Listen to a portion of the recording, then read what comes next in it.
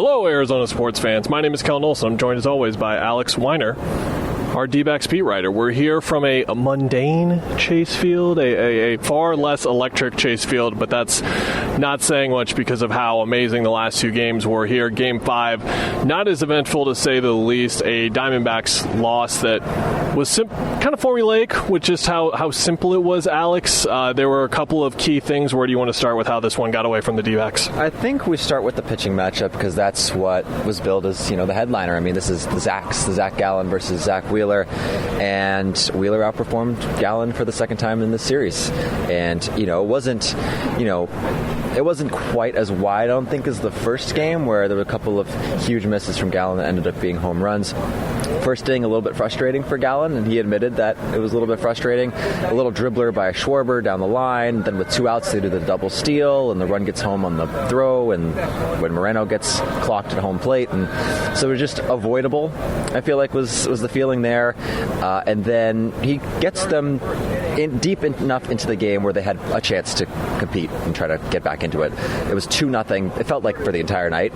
And then 6th inning comes around, and Schwarber and Harper just hit 2 of just the deepest home runs I have seen hit at this ballpark, especially the Schwarber one.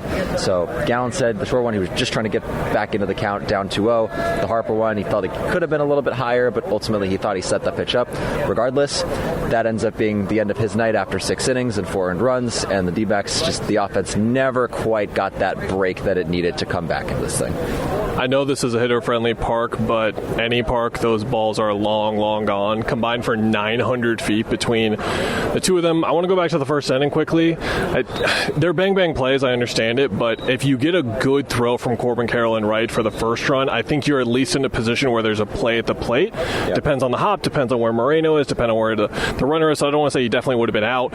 And then the decision to throw to second by Moreno, and then they throw it back in. What did you make of just did you think it was the right decision? Do you think we can be critical of that?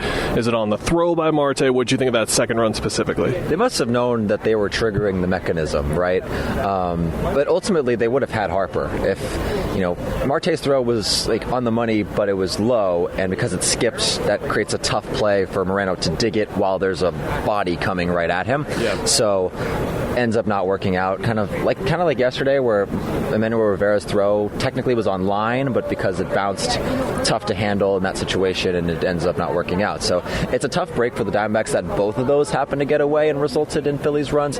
But yeah, I mean, as far as the decision to throw, I mean, that must be something that they go over, and in which situation do you throw and when do you not. It just didn't work out. Offensively, this game was a lot closer than you would think. It was a 6-1 scoreline, but the Diamondbacks reached base 10 times, Phillies 12. But they hit 3 balls very, very far, Alex, and that helps a lot. That made up for 4 of the 6 runs, and we just talked about the other 2. So this easily could have been a different game with a better pitch by Gallen. In one of those circumstances, certainly the Schwarber was just right there batting practice, like a hanging curveball. I don't even think that was not hanging enough to be a hanging curveball. Like, you need to go even further to describe how much it hung. I got there in the end. I figured it out. But the Diamondbacks, in 8 of the 9 innings, they had a runner reach base. They just only had 2 other innings within those 8, but they got multiple guys on. It was in that first inning. Torrey talked about that as a defining moment in the game where there was momentum there.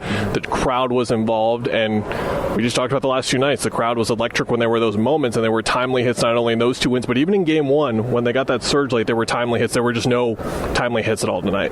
Yeah, and part of it was they just weren't finding the holes that the Phillies were. It was one of those games where that Schwarber little infield dribbler is a hit. And there was a couple of other times where they just got the bat head out and poked balls in the opposite way. So for the Diamondbacks, they had a few hard hit balls that didn't result in anything. Gabriel Moreno hit a ball 109 miles per hour off the bat. That was a fly out.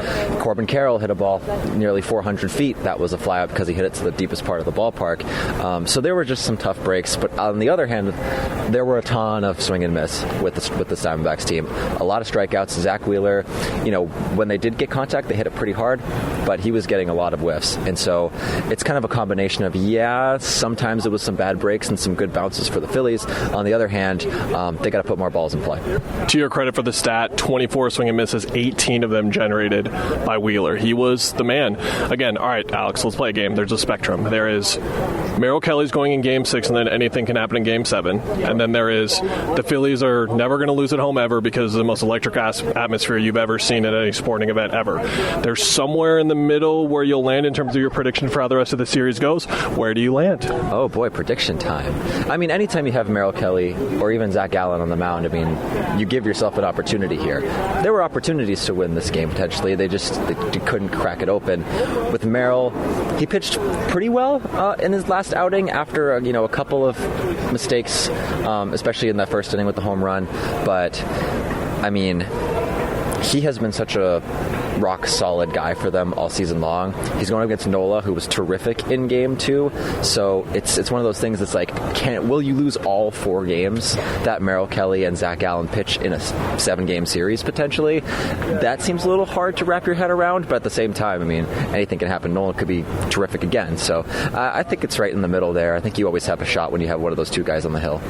I agree with you, and I'm glad you phrased it that way. I'd never thought about that because going into the postseason, when we were talking about this team in August, September, it was like when you have those 2 guys, anything can happen. Well, anything that can happen includes losing all 4 games they pitch potentially. Yeah. We'll see what happens. 2 guys I'm going to mention. Corbin Carroll did better today, walking a single, got to a full count on those first 2 at-bats. Christian Walker still looks kind of lost up there, but got that double. I refuse to believe that they are going to go through a 6-game series where one of those 2 guys does not have a moment at the plate. I think we'll see one from each guy in Game 6. Will it result in a win? I have no idea. That's what I said last time, and I'm going to keep that up on these videos, but that'll be it for these videos. But make sure to follow this guy on all the social medias because he will be going to Philadelphia, not the loose cameraman over there, not the people walking under the Banner Health sign where Barry Bonds hit that ball that one time. We're talking about this guy, Alex Weiner. Follow him in Philly. I'm gone now. Goodbye.